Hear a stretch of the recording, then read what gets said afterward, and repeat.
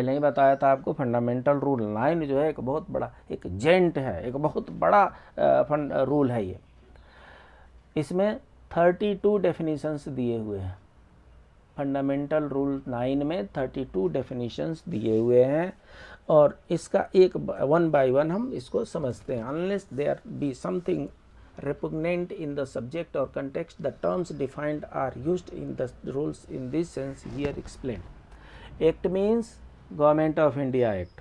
मुझे नहीं पता इसको क्यों रिपील नहीं किया गया है, क्योंकि गवर्नमेंट, ये जो act means government of India act है, ये गवर्नमेंट ऑफ इंडिया एक्ट 1919 की बात हो रही है, क्योंकि उसी के बेसिस पे 1922 में इस रूल्स बुक को बनाया गया। 1919 का गवर्नमेंट ऑफ इंडिया एक्ट है ही नहीं, 1935 इंडिया एक्ट है ही नहीं। गवर्नमेंट ऑफ इंडिया एक्ट 1947 के द्वारा हमें पार्टीशन मिला और उसके बाद से अभी हम कॉन्स्टिट्यूशन से गवर्न हो रहे हैं। गवर्नमेंट ऑफ इंडिया एक्ट के द्वारा हम गवर्नमेंट नहीं हो रहे हैं। सो ये रूल अभी तक एग्जिस्टेंस में क्यों है, इसको डिलीट क्यों नहीं किया गया, समझ से परे है। 1A, ये फंडामेंटल रूल 9 के ही ये सब सेक्शंस हो रहे हैं। आज के डेट में अगर इसको बनाया जाता तो शायद इसको या तो ABCD किया जाता या रोमन स्क्रिप्ट में किया जाता, क्योंकि ये मेन हो गया तो ये सब क्लॉज हो गए। लेकिन अब पहले से बनाया हुआ तो बनाया हुआ है, जैसे यहाँ पर 9 लिखा है वैसे ही बाद में भी 9 आने वाला है। कन्फ्यूजन तो क्रिएट करता है। इसलिए अगर गवर्नमेंट बाद में इसको अमेंडमेंट करती है तो गवर्नमेंट को हो सकता है कि इनको रीफ्रेमिंग करते समय, चूँकि यहाँ पर ये न्यूमेरिकल है तो यहाँ पर या तो रोमन डालिए और नहीं तो अल्फ़ाबेट्स डालिए। 1A, administrator, an administrator of union territory appointed by the president under article 239 of the constitution and includes the governor of। ये देखिए यहाँ पर 1A लगाया गया है, इसका मतलब कि ये पहले नहीं था। 1A बाद में, 1 पहले था, 1 के बाद 2 पहले होगा, तो बाद में 1A इंसर्ट किया गया है। कब इंसर्ट किया गया है? इंडिपेंडेंस के बाद। और इंडिपेंडेंस के बाद से constitution of India came into force, और कॉन्स्टिट्यूशन ऑफ इंडिया का जो आर्टिकल 239 है उसमें एडमिनिस्ट्रेटर को डिफाइन किया गया है और बोल रहे हैं कि अपॉइंट एडमिनिस्ट्रेटर किसको बोलेंगे? Who is appointed by president and includes the governor of Assam. पहले असम जो था वो नेफा में आता था, नेफा का जो होता था उसका एडमिनिस्ट्रेटर होते थे। नॉर्थ ईस्ट फ्रंटियर एजेंसी जो होती थी वो नेफा कहलाती थी।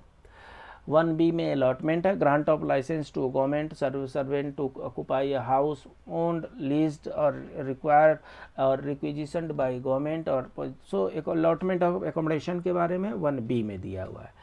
इसका मतलब ये है कि 1922 में जब फंडामेंटल रूल्स बने उस समय एकोमोडेशन का अलॉटमेंट का प्रोविज़न शायद नहीं था।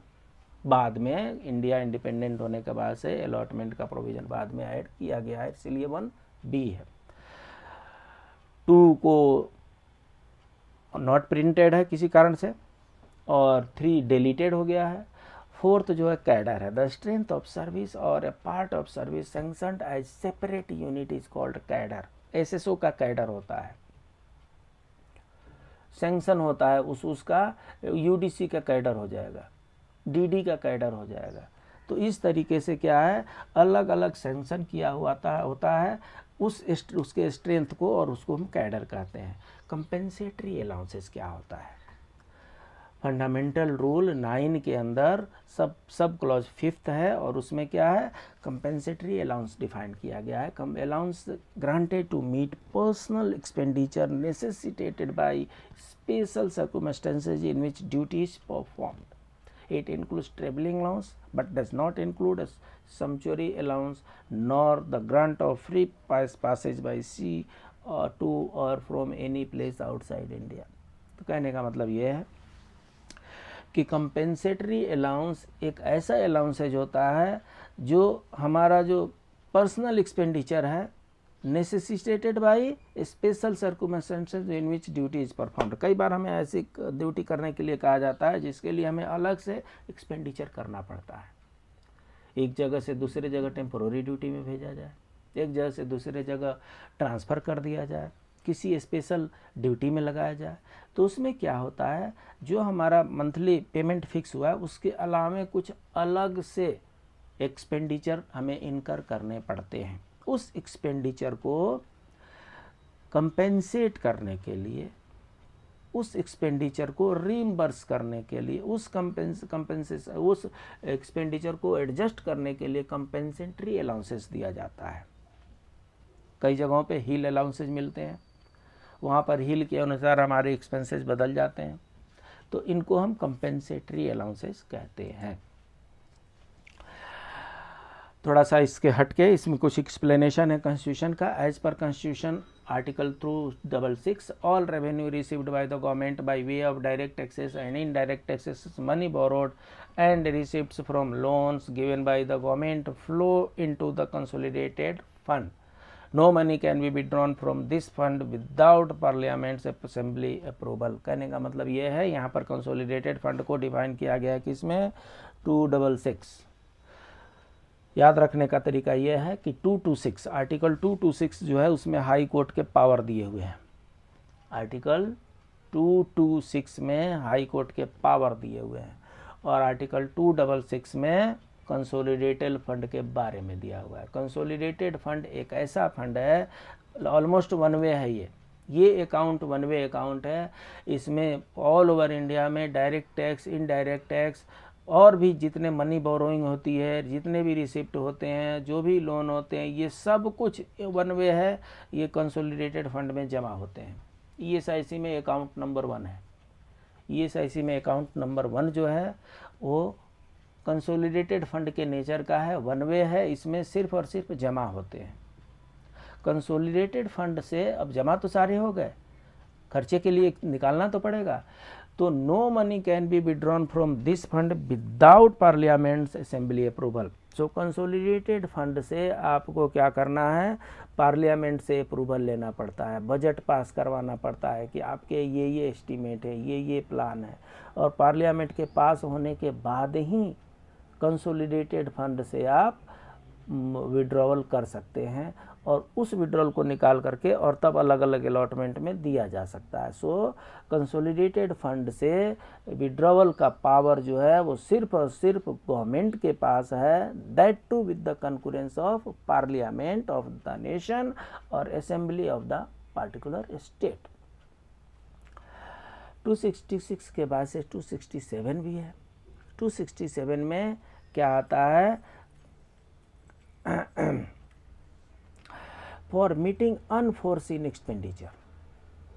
जो आर्टिकल 266 में है, इसमें बजट पास किया जाता है, इसका मतलब कि कुछ प्लान्ड एक्सपेंडिचर होते हैं। 267 में अनप्लान्ड एक्सपेंडिचर है, क्योंकि for meeting unforeseen expenditures this fund is at the disposal of the president and any appropriation out of this fund does not need prior approval of the parliament. It is held by the finance secretary on behalf of president, governor as the case may be. So क्या होता है यहाँ पे, कुछ ऐसे जो planned से unplanned में कोई अचानक कोई रिक्वायरमेंट आ गई, अचानक रिक्वायरमेंट के बारे में प्रेसिडेंट के पास पावर दिया हुआ है आर्टिकल 267 में। अब आइए डेफिनेशन कंटिन्यू करते हैं। फंडामेंटल रूल 9 के 6th कॉलम में ड्यूटी को डिफाइन किया गया है। ड्यूटी को AB करके डिफाइन किया हुआ है। Duty includes service as a probationer और apprentice, such service is followed by confirmation. So duty में क्या आता है, प्रोबेशनरी टाइम जो है, प्रोबेशन पीरियड जो है ड्यूटी में आता है, अप्रेंटिस जो है ड्यूटी में आता है। ये ड्यूटी में तभी आएगा जब ये कंफर्म होता है। अगर कंफर्म नहीं होता तो probation period, apprentice, such services will not be counted as duty. Otherwise पहले अप्रेंटिस हुआ, चाहे पहले प्रोबेशन हुआ, उसके बाद से कंफर्म हो गई सर्विसेज, तो that period also includes duty.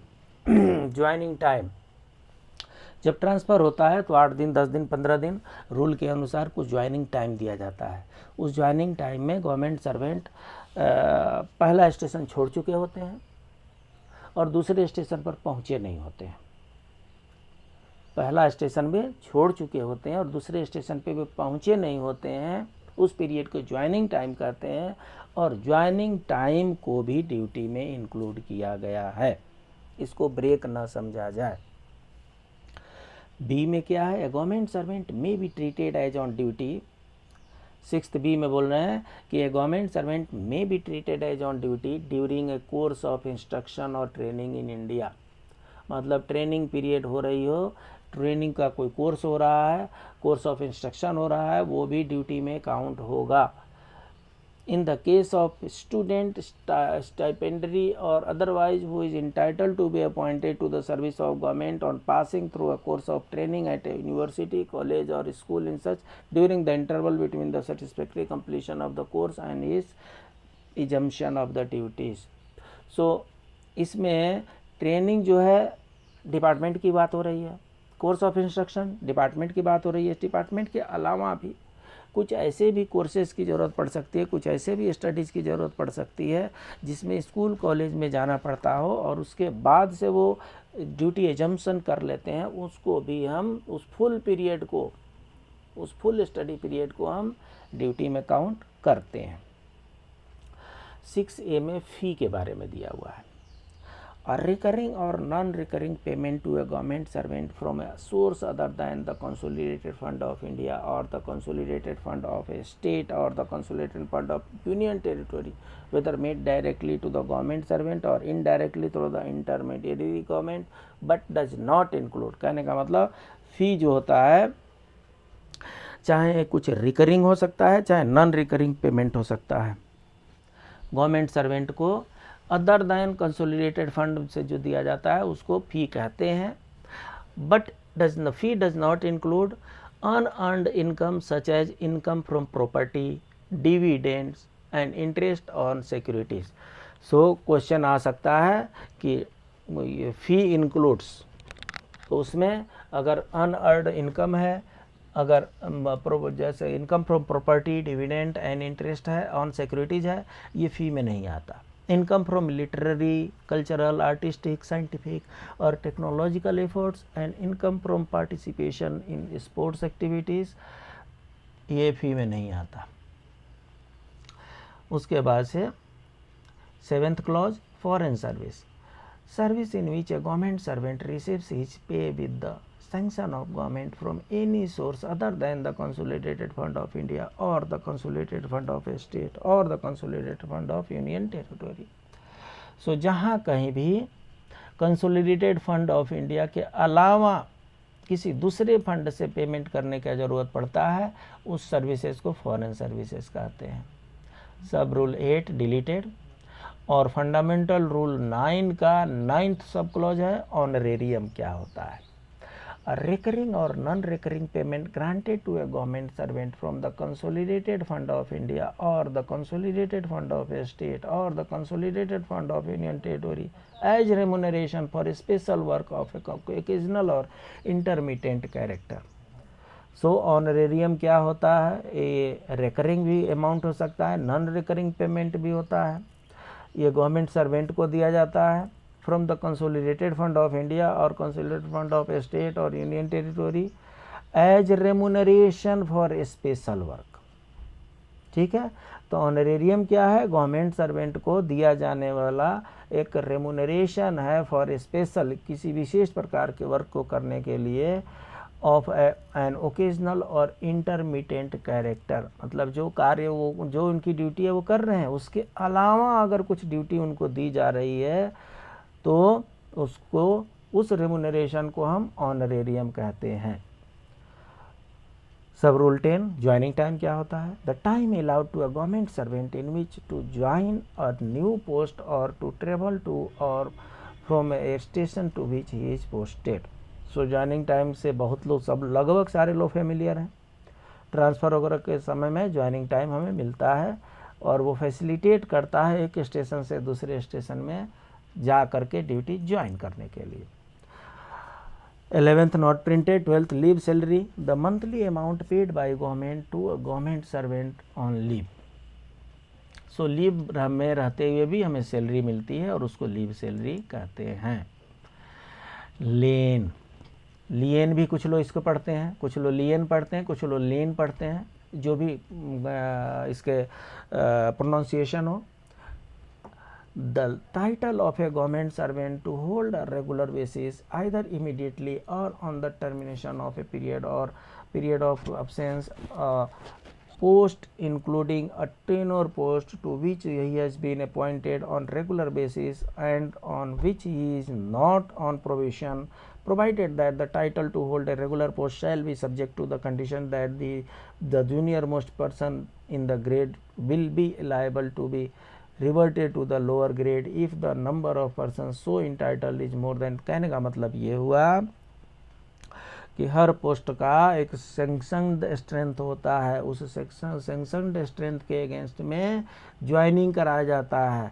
Join करने के बाद से जब गवर्नमेंट सर्वेंट किसी पोस्ट को ज्वाइन कर लेता है तो उस पोस्ट पर उसका लीन क्रिएट हो जाता है, लीन क्रिएट हो जाता है। कहने का मतलब कि वो छुट्टी पर भी रहेगा तो उस स्ट्रेंथ के अगेंस्ट में किसी और को नहीं लगा सकते हैं। वो कोई टेम्पोररी ड्यूटी पे भी है तो उनका लीन वहाँ पर उनका रिजर्व बना, कहने का मतलब कि वो उस पोस्ट को अपने से रिजर्व कर लिया उन्होंने।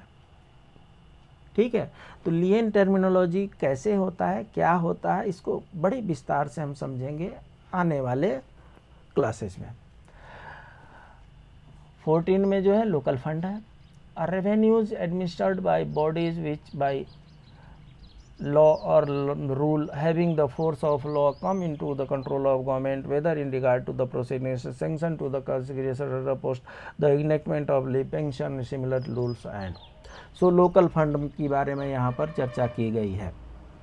इसमें ए है और बी है। बी में क्या है, the revenues of any body which may be specially notified by the president as the case may be उसको भी जिसको भी लोकल फंड नाम से टर्मिनोलॉजी यूज करके प्रेसिडेंट का सैंक्शन मिलता है उसको लोकल फंड कहेंगे। 15th डिलीटेड है। 16th में मिलिट्री कमीशन्ड ऑफिसर के बारे में। 16th ए में फंडामेंटल रूल 9 के अंदर 16th ए सब पैरा में मिलिट्री कमीशन ऑफिसर को डिफाइन किया गया है। अ कमीशन्ड ऑफिसर अदर देन में क्या है, a departmental commissioned officer, a commissioned officer of the Indian medical department, it does not include A warrant अफसर। सो कमीशन्ड ऑफिसर में वारंट अफसर नहीं आते हैं। अब बी में क्या है, मिलिट्री अफसर। मिलिट्री अफसर और मिलिट्री कमीशन्ड अफसर दोनों में फ़र्क है। मिलिट्री कमीशन्ड ऑफिसर में सिर्फ कमीशन्ड अफसर ही आते हैं और मिलिट्री अफसर में any officer following with in the definition of military commissioned officer और इंक्लूडेड इन सब क्लॉज 1 और 2 of sub clause A above और एनी वारंट अफसर। सो जैसे ही मिलिट्री अफसर की बात होगी उसमें वारंटेड रैंक के लोग भी आ जाते हैं। 17th ministerial servant. A government servant of a subordinate service whose duties are entirely clerical and any other class of servant specially defined as such by government or special order। So ministerial department, ministerial servant, ये terminology हम बहुत बार use करते रहते हैं। तो ये जो ministerial servant है, ये मिनिस्ट्रियल डिपार्टमेंट है, ये more or less it is related to clerical job.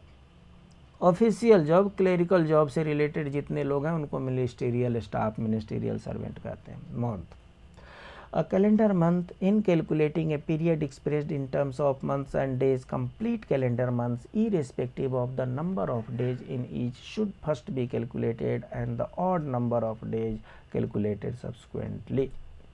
So calendar month में क्या बोल रहे हैं, इनका डेफिनेशन दे रहा है, इन calculating a period expressed in terms of month. कई बार ऐसा दिया हुआ है कि 10 मंथ के सैलरी के बराबर, 2 मंथ के सैलरी के बराबर, 5 मंथ के बराबर, जहाँ पे डेज नहीं, कहीं पर भी डेज हो दिया गया है।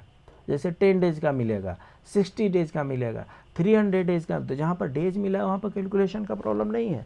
लेकिन जहाँ पर मंथ दिया हुआ है तो ये बोल रहे हैं, इन calculating a period expressed in terms of months and days, complete calendar months irrespective of the number of days in each should first be calculated and the odd number of days calculated subsequently.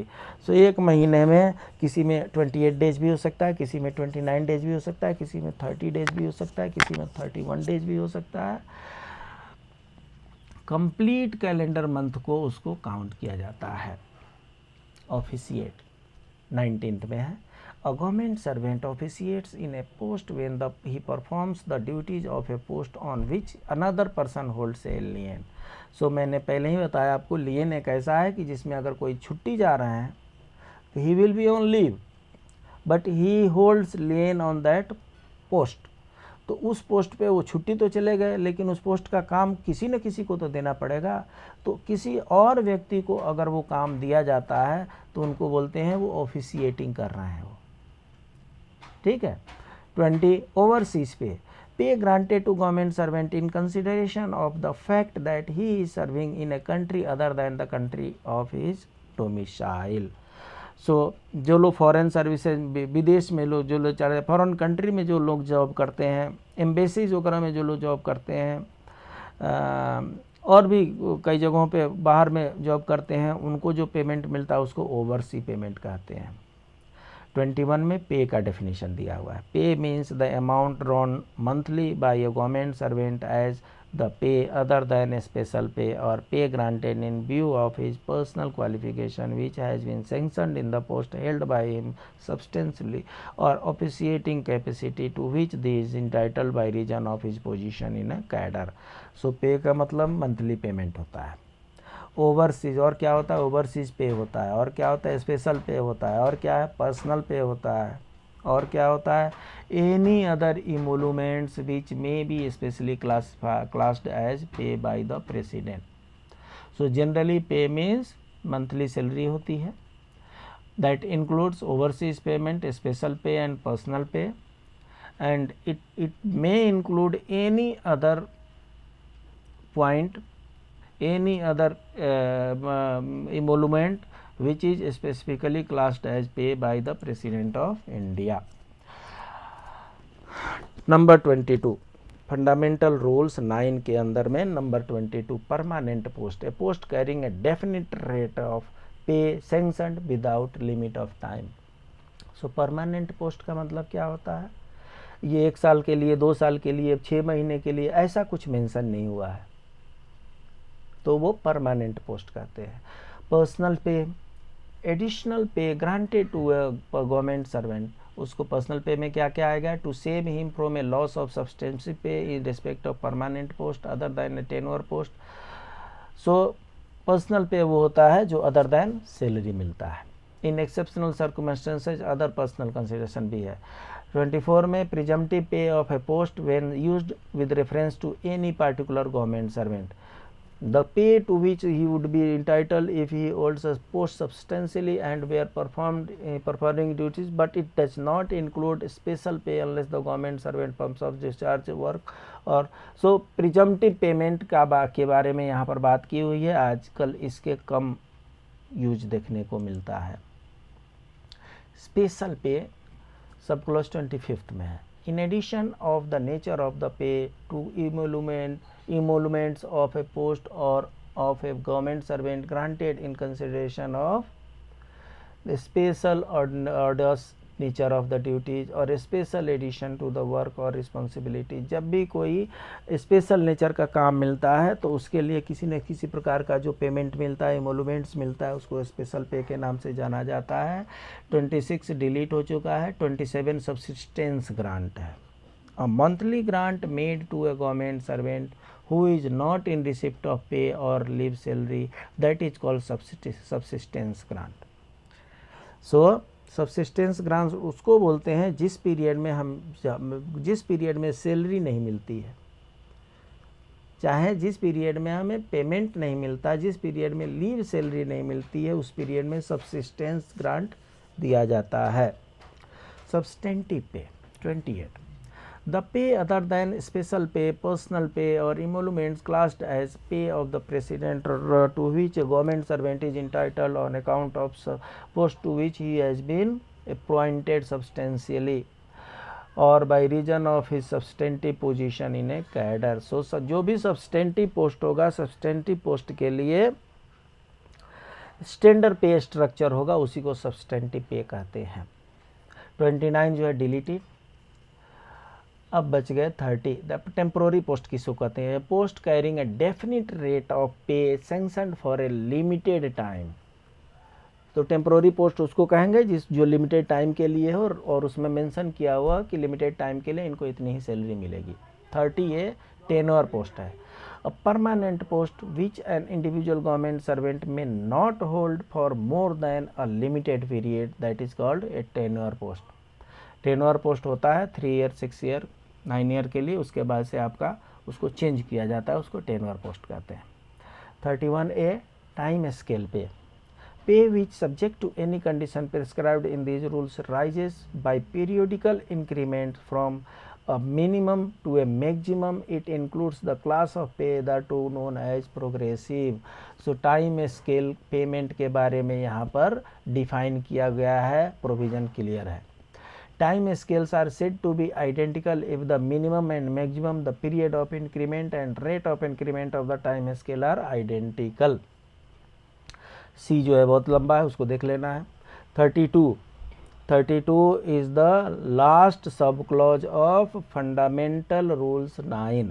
Fundamental rules 9 के अंदर हम definition पढ़ रहे हैं और उस fundamental rules of 9 के अंदर 32nd जो है ये लास्ट सब क्लॉज है, इसमें ट्रेवलिंग अलाउंस मेंशन किया हुआ है।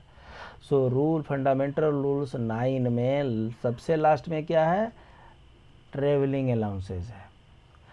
An allowance granted to a government servant to cover the expenses which he incurs in travelling in the interest of the public service. It includes allowances granted for maintenance of the conveyance, horses or tents. So travelling allowances में क्या आता है? Travelling allowances जो है वो government servant को दिया जाता है, जिससे उनके जो अपने एक्सपेंडिचर हैं ट्रेवलिंग के चलते, वो ट्रेवलिंग किसके लिए? For the interest of the public service. छुट्टी पे जा रहे हैं, वो इंटरेस्ट ऑफ पब्लिक सर्विस नहीं है, वो इंटरेस्ट ऑफ सेल्फ सर्विस है, वो सेल्फ इंटरेस्ट में है। पब्लिक सर्विस में के इंटरेस्ट में तभी होगा जब कोई टेम्पोररी ड्यूटी दे रहे हैं, डाइवर्शन दे रहे हैं, ट्रांसफ़र दे रहे हैं, तो ये interest of the public service हो गया। तो उसमें हमें ट्रेवलिंग अलाउंसेज मिलते हैं और travelling allowance includes, very important, travelling allowances includes maintenance of conveyance, horses and tents. यहाँ जैसे टेंट की बात आती है, ये बोर्डिंग एंड लॉजिंग दोनों हो जाता है। तो ट्रेवलिंग अलाउंसेज में दैट इंक्लूड्स और accommodation charges also, hotel charges also, in addition to conveyance hotel charges भी उसमें आते हैं।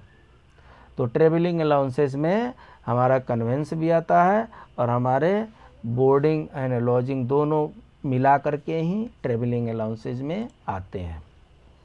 तो ये जो था आपको फंडामेंटल रूल्स का जो फर्स्ट पार्ट था, उसमें रूल 1 to 9 था, जिसमें 9 बहुत बड़ा था और इसमें डेफिनेशन थे।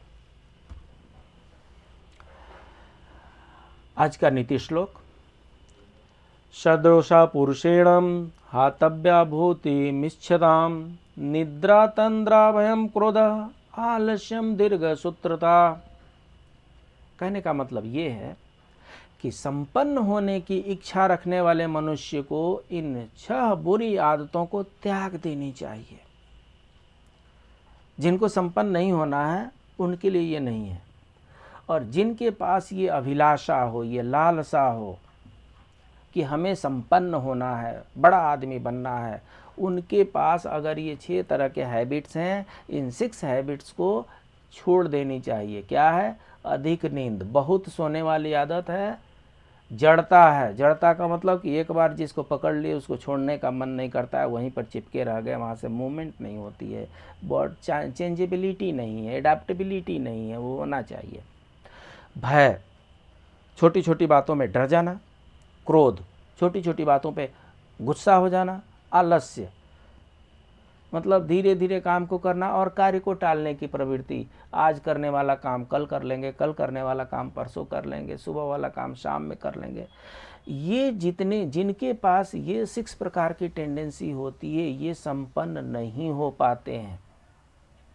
तो जिनको संपन्न होने की इच्छा है, जो संपन्न होना चाहते हैं, उन्हें ये 6 बैड हैबिट्स को छोड़ देनी चाहिए। ये 6 जो हैबिट्स हैं इनको बैड हैबिट्स कहा जाता है। क्या है?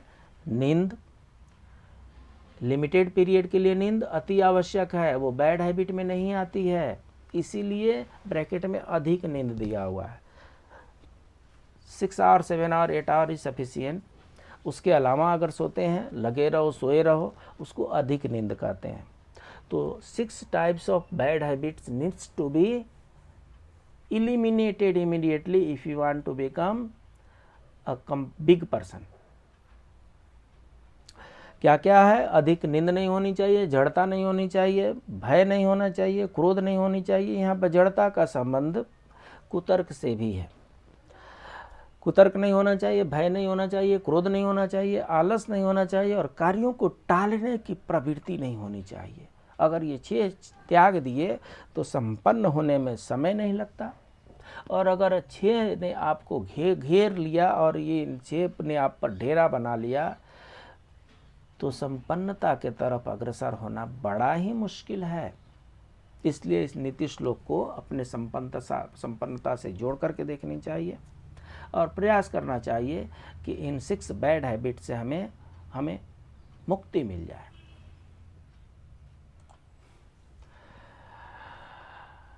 वैसे तो बहुत लोगों ने हमारे चैनल को सब्सक्राइब किया है, 1 महीने में हमारे सब्सक्राइबर बहुत तेज़ी से बढ़े हैं। फिर भी जिन्होंने सब्सक्राइब नहीं किया है और अगर आपको ऐसा लगता है कि हमारे चैनल से किसी भी प्रकार का आपको एजुकेशन मिल रहा है, इग्नोरेंस दूर हो रहा है, नॉलेज गेन करना है, तो एक सब्सक्राइब तो बनता है साहब। So please